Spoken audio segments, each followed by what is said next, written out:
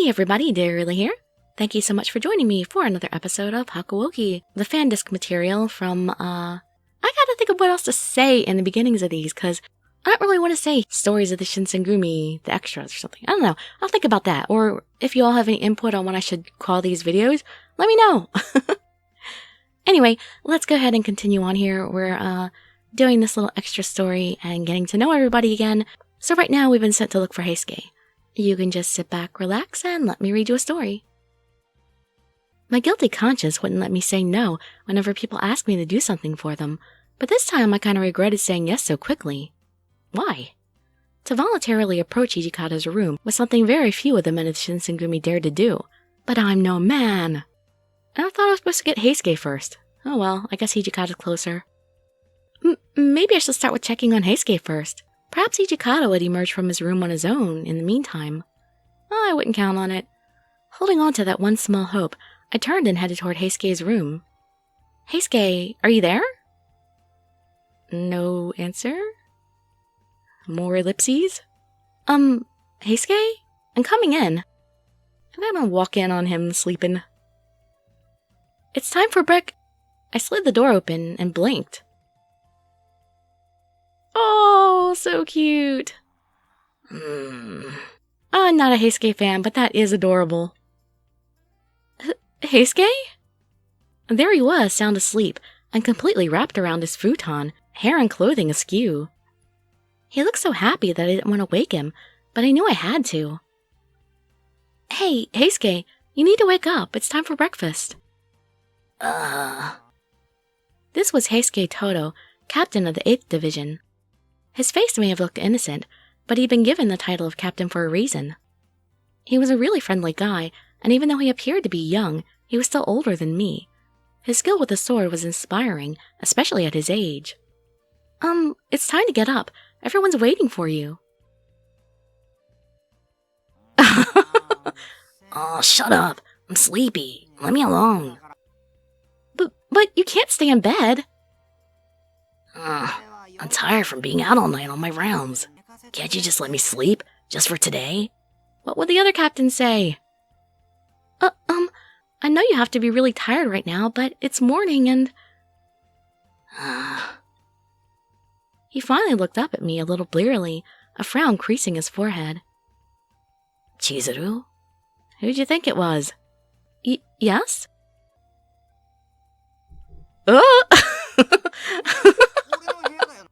Cover your leg, Toto, you're indecent. This is my room, right? Why are you here? Inoue remembered you had the late shift, so he asked me to check up on you. You better hurry or Nagakura and Harada will take advantage of you being gone and steal your breakfast. Oh, yeah. He seemed to be processing that, but still not fully awake as he slowly got out of his bed. It's breakfast already, huh? I feel like I just fell asleep. It's only been a few hours since sunrise. You'd probably feel better if you could sleep a little while longer, but... Yeah, I know. If I don't get up, Hijikata will come storming in here, nagging at me like he's my mom. The first time I met him, he easily agreed with the consensus that I should be killed. I'd come to the conclusion that he must not take life very seriously. Instead of being frightened of him, his bright and perpetually happy personality always cheered me up. Okay, I'm up. You can head back to the common room. I'll follow you as soon as I finish changing. Got it. I nodded and turned to head out when I heard Heisuke call out after me. I almost forgot. Good morning, Chizuru. Thanks for waking me. Good morning to you, too. I don't mind it. Be sure to make it to breakfast before it gets cold, okay? Yeah, you bet I'm hurrying. Now that I'm awake, I'm super hungry. If Shin swipes my food, this day is going to go downhill fast. I won't be responsible for my actions. On days that Hijikata was around, everyone at least tried to behave, but when he was out, mealtime became a dangerous battlefield over food. Between those three at least, Nagakura, Harada, and Heisuke. Recalling the last time it happened brought a smile to my face as I left Heisuke's room. Now time for Hijikata. And now Hijikata's the only one left. It wasn't nerves I was feeling right now, but the first tendrils of fear creeping down my spine. I approached his door with great trepidation. Hijikata? No answer. Hijikata? Am I gonna walk in on him sleeping too? I dared to raise my voice to call out to him, but there was still no reply. Maybe he's not here, though perhaps he just didn't hear me. I debated with myself briefly before shakily reaching out and touching my fingertips to the sliding door. If his room was empty, I'd be completely fine with that, happy even. Woo! You should have said something, Hijikata. But I'm happy you didn't. My body froze. I was not seeing what I expected. Not at all. I felt like I was witnessing something incredibly rare and somehow private. Somehow private. He must not have heard me calling out to him from the other side of the door. If he had, he wouldn't have looked as surprised as he was right now. What do you want? Oh, you're still pretty even when you're angry. Huh? I was jolted out of my stupor by his harsh tone, and I jumped. I fumbled to get an answer out. It's not a rush, is it? Can I say anything but Well, it was already breakfast time. The food was getting cold, so I guess I was in a rush, but... He glared at me as my brain scrambled to come up with an answer, then sighed. I'm asking if it's something so important that you can't wait until I finished. Oh, no, it's not. Then stop talking. If you didn't plan to stare at men changing, close the door and wait in the hallway. But I enjoy staring at men changing. Yes. Aww. I nearly tripped over my own feet to get outside as quickly as possible. Somehow my brain had been so out of it that I hadn't grasped that he'd been in the middle of changing clothes. What should I do? He must think I'm a horrible person with no manners. I couldn't deny that I had clearly been gawking at all of his exposed skin. It wasn't as if I did it on purpose. I had just been stunned. Frozen, really. But I was sure it must have only appeared creepy to him. Of course, Hijikata does have a surprisingly handsome look about his face. It wasn't his face I was looking at there. I didn't mean to stare. He is very attractive, but... What the hell kind of excuse is that? You hit your head recently? Did I say that out loud? Darn it. Why am I always speaking out loud in these things? I spun around at his voice to find him fully dressed and clearly in a bad mood. He continued questioning me, his tone icy. So, why have you come all the way to my room? Spit it out. Breakfast? Right. It was time for everyone to gather for breakfast, and, I came here to get you. Chizuru, don't tell me you came here voluntarily. What? Yes? Who set you up for this? Oh, did they actually send me here to see him changing? They knew he was going to be changing right at this time. Sanan asked me if I would. He mentioned that you'd been up late working last night, and he wanted to make sure you were okay. He seemed worried about you. He's doing this to annoy me, and no other reason. Having fun at your expense. And his too, apparently. Sending a civilian on a mission to check up on the demon. You think so? I didn't know what to think. It was true that I was nervous to approach him alone, as he was notorious for being harsh and strict. This frightening man was Toshizo Hijikata, commander of the Shinsengumi. He had the power of life and death over all warriors under his command. A word and they died. Seppuku. Oh, hey, Toshi and Yukimura. Don't normally see you two together like this. He must not have sensed the weird vibe between us, or wasn't bothered by it as he came down the hallway. Kondo, good morning. Thanks for rescuing me. Why, the same to you. You guys are just standing here. Did something happen? Could say the same about you. But what are you doing? It's time for breakfast and you're not there already. Well, actually, it's a really nice day today, so I felt like going for a walk. After morning training ended, I just started walking around outside the headquarters. It was very refreshing. This man with the boisterous laugh and infectious smile was Isami Kondo, chief of the Shinsengumi. He was incredibly warm-hearted. As soon as he learned of my predicament and the reason I was in Kyoto, he rushed to make sure I was taken care of, His sympathy was touching. This aspect of him, his kind and generous nature, was likely the reason why so many people wanted to work under him. He drew people to him. Did I stay out too late? I lost track of the time for a while, so I rushed back here. I hope I didn't trouble anyone. Just like you to wander off. You're fine. Let's just sit over there now. Wasting no more words, Hijikata turned his back to us and started down the hallway. Kondo moved to follow him, when suddenly he stopped and looked over at me. Hey, Yukimura. Did I recall correctly that you were in charge of breakfast today? Well, not exactly in charge. Yes, I was. Or was supposed to be. Ah, excellent. Now I'm looking forward to breakfast even more. Everything you cook tastes like home. I can tell you put your heart into it. He grinned at me, clearly pleased with how I prepared food.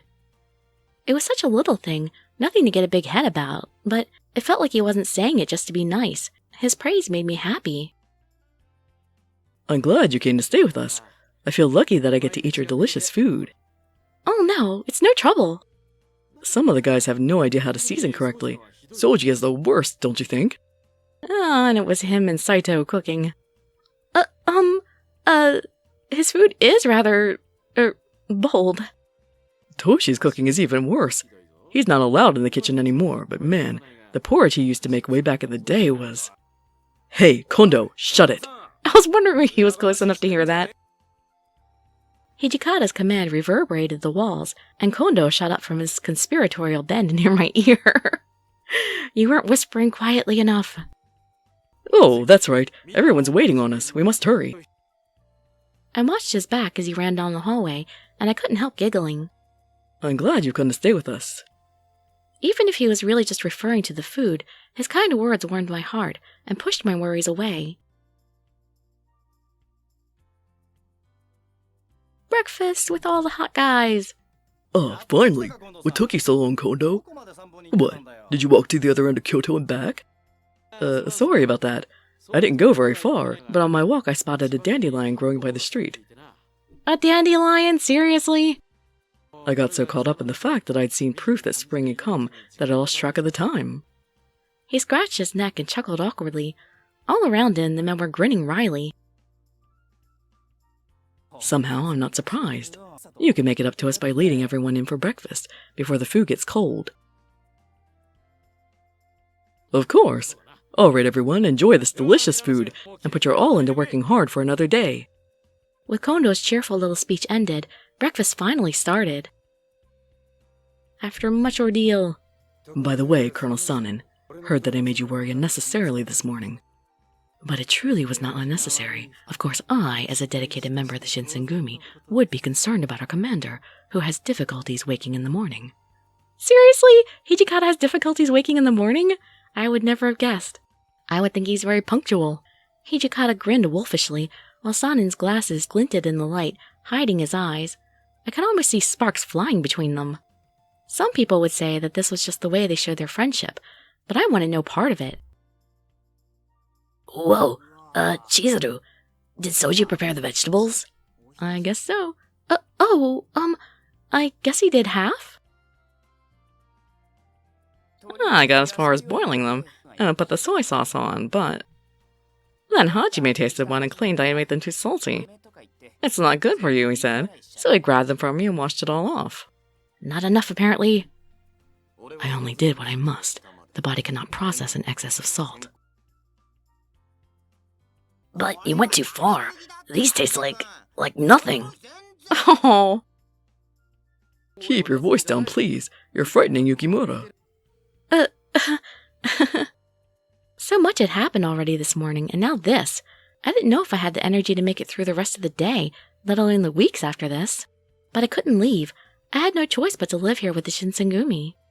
When I thought about what could happen in the future, it only drove me crazy with worry, so I decided to quietly eat my meal and not think about it.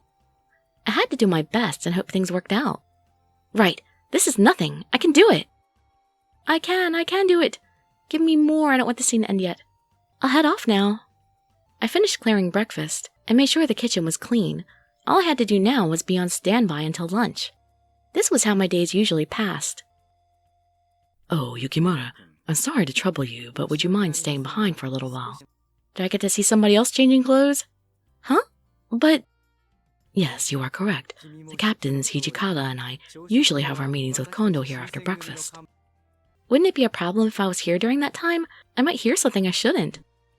It would be fine for today. In fact, our discussion will be about you. What? What about me? During the meeting yesterday, we decided to tell some of the men from the watch about you. The watch? Yes, the members of the watch will be the ones who will be actually out looking for information about Kodo. Before we put all our resources and men into the search, we need to introduce you to them. I see. Oh, I see. Thank you very much. It wasn't much, a small step at most. But after this, we'd be able to start searching for my father. I felt hope bubbling up in my chest and couldn't help but smile. I'm still completely against this. It'll cause more trouble than it's worth. Like the medicine, we'd have to explain the whole mess, and why we kept that information from the other men. Soji, the commander trusts both Yamazaki and Shimada with the Shinsengumi's secrets. Even if we didn't inform them about her now, if we continue searching for Kodo, we'll have to tell them at some point. We can't keep prolonging it. Okita turned his head away, still unconvinced. I uncomfortably shifted in my weight, unsure of what to say. I felt like if I spoke up, I'd just make things worse. Well, we shouldn't waste a good opportunity. No sense in drawing it out. His bark of laughter was a bit too bright to be sincere. He was likely trying to diffuse the tension. I mean, she's here at headquarters for 3 months, right? It's time to make a move. Hey, you're making it sound like all we did was slack off until now. Maybe you were. Is he calling you out on that? He quickly looked at me, an earnest expression on his face. Just so you know, Chizuru, us captains have been investigating places around Kyoto for Kodo too. We haven't been sitting on our asses this whole time. You have? It never got brought up, in my hearing anyway, so I'd assumed that nothing had been done until I came to stay with them. To hear that they've been looking. Finding Kodo sooner rather than later wouldn't just be for your benefit. For the Shinsengumi, it'd help us out a lot if we located him quickly. Thank you, all of you, for looking for my father. I realized I never truly thanked them for doing all this for me, so I quickly bowed my head and blurted out the words. You shouldn't be thanking us. After all, we want to find him for our own reasons too. He scratched his nose, but gave me a warm smile. Nagakura finally spoke up, his eyes narrowed and his voice cool. I'm with Soji on this one. Why should we tell more people about a girl who we don't even know when we're going to get rid of her? What do you mean you're going to get rid of me? We had no choice but to bring her to headquarters after she found out about our secret, but we had to kill her because she got in the way. Say something like that to our men, and our morale would drop like a stone. A bunch of the guys are soft on women. And you're not? We'd have to say she went back home, even if circumstances forced us to finish her off. It was true. The less people knew about me and the Shinsengumi secret, the better. It still hurt to hear that they were anticipating my death at their hands and preparing for the explanations afterward. But we did all agree that we'd have to deal with that situation down the road. So why bitch and moan about it now? It's a done deal. Well, I guess you're right. I understand why we're doing this, but that doesn't mean I'm happy about it. Excuse me. A voice I didn't recognize spoke up from the other side of the door. It must have been one of the men from the watch the others told me were coming. Shimada and Yamazaki reporting as requested. Enter. 2 warriors walked into the room, and when they spotted me, they bowed in greeting. I'm Kai Shimada, member of the Watch. Nice to meet you. The first man to speak was large and burly. Even though his size should have been intimidating, he looked very kind. I'm Susumu Yamazaki. His gaze was sharp and piercing as he quickly looked me over, his expression unreadable. And we'll get to date you too in Kyoto Winds. I had no doubt that this man was incredibly perceptive and didn't miss a thing. I'm sure you've already heard, but your new mission is to locate a doctor by the name of Kodo Yukimura. He's been trained in Western medicine. Kondo calmly laid out all the facts for the 2 men, his voice smooth and authoritative. We put out inquiries regarding his whereabouts, but we've not had any success as of yet. We can't confirm it, but the lack of information suggests some sort of organization is involved in the cover-up. I assume, then, that information about Kodo won't be falling into our laps. Right. He could be kidnapped or even covering his tracks on his own. Best guess he's in hiding. Tread lightly. We don't know what's going on with him, so who knows who's watching. Shimada and Yamazaki both nodded. Very well. Let's get to the reason we're all gathered here. We've recently acquired a trump card to assist us in finding information on Kodo. That would be me. Hello.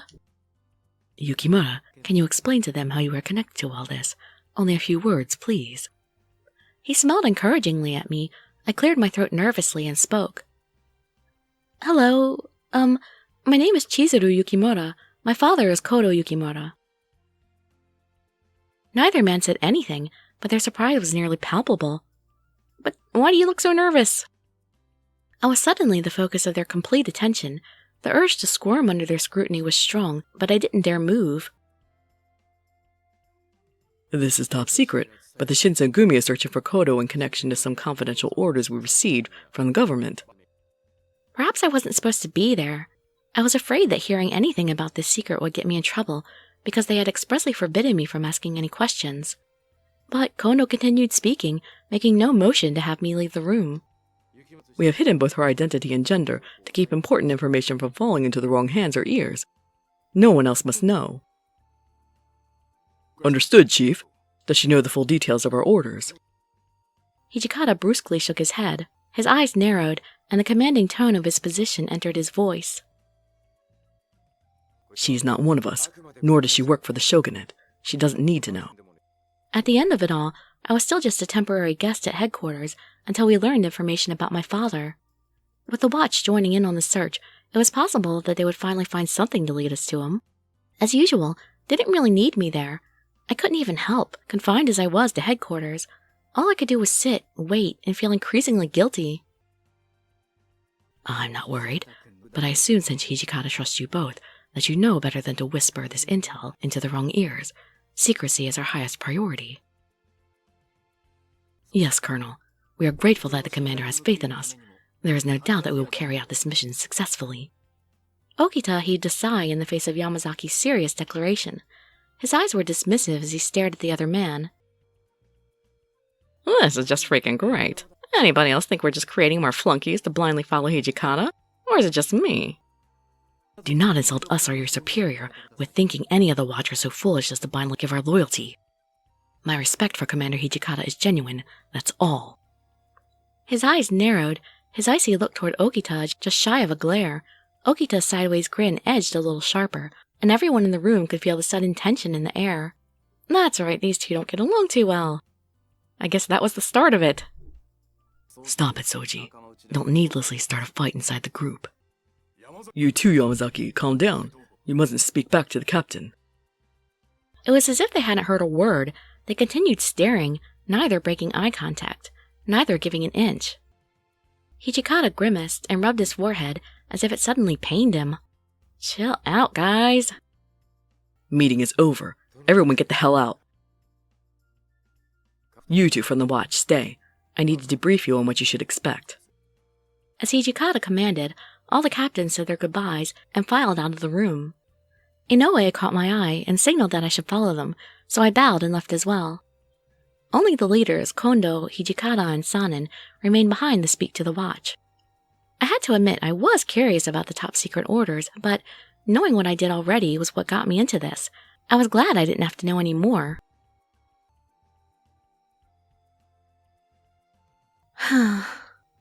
The meeting had wound me up, so I returned to my room to stretch and calm my mind.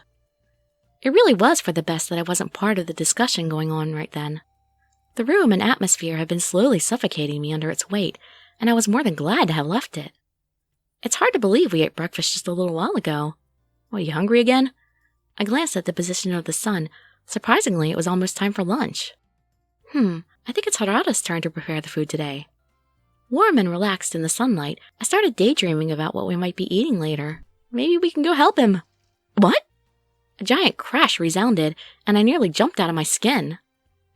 A chorus of voices shouted from the other end of the hallway. Hajime, over there! I know, but seeing it doesn't mean I can capture it. Just look where it is. Stop moving your damn mouth and move your feet instead. Run! What are you guys doing? Whoa! What's going on out there? The commotion was making me curious, but I was still mostly restricted to my room unless I was accompanied by someone. I can just take a peek? Just a quick look would be okay, right? Maybe something horrible happened. Were we attacked? And I shouldn't stay put or I'd be in some kind of danger because I didn't know what was going on. Worry and curiosity warred in my mind until I finally gave in. I slid my door open and poked my head out just enough. Meow. Ah! Kitty, kitty, kitty! Ah, that's a scary cat. Oh my god, this picture. What? A cat? Don't tell me this is Okita's. Take responsibility and get it under control. I've already said it's not mine, damn it. I want to catch it just as much as you guys. Soji, you seem to have time to argue. Move your feet instead. Meow. The three men scrambling down the hallway, focused and completely serious, were after a cat. What's going on? The murderous and highly feared Shinsengumi, each man a deadly warrior in his own right, was playing tag with a cat. I had to still be daydreaming. I stood dumbstruck as they barreled past me, and I watched their backs until they turned the next corner. Chizuru! Oh, Heisuke! His call snapped me out of my stupor, and I turned to see him trotting toward me.